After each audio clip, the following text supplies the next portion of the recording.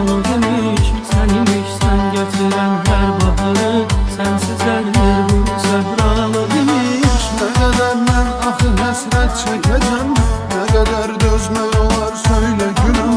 Ben her akşam bu ümidlə yatıram, gecə ya sen gələcəksən ya ölüm. Bir qaranlıq gecənin vahiməsi, bir sınıq pəncərənin çərçivəsi, onu çırpan küləyin vəhşi səsi, mənə bəsdir səni xatırlamağa. Bir qanadsız quşun aciz baxışı, baxışından duyuram yalvarışı, üstünə nazlayağım yaz yağışı, mənə bəsdir səni xatırlamağa.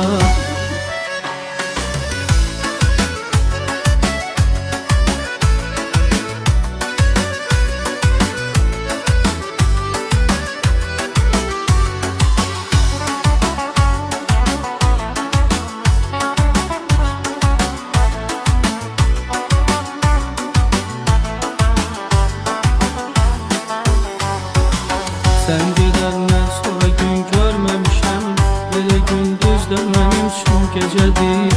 Eşidirsən ki sağam ölməmişəm, amma bilmirsən həyatım necədir. Heç bilirsən bu şəhərdə nə qədər gəlmişik yüz-üzə sən görməmisən. Sənə öz ömrünü qurban verənə ola bilməz ki fikir verməmisən. Gecəni yatmamışam sübhə kimi, sənə bu məktubu hazırlamışam. Sadəcə istəmişəm ki biləsən, səni hər gün necə xatırlamışam. Bir qaranlıq gecənin vahiməsi, bir sınıq pəncərənin çərçivəsi, ona çırpan küləyin vəhşi səsi, mənə bəsdir səni xatırlamağa.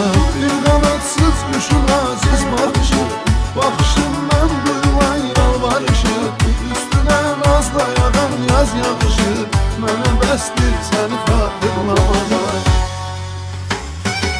Bir qaranlıq gecənin vahiməsi, bir sınıq pəncərənin çərçivəsi, ona çırpan küləyin vəhşi səsi, mənə bəsdir səni xatırlamağa.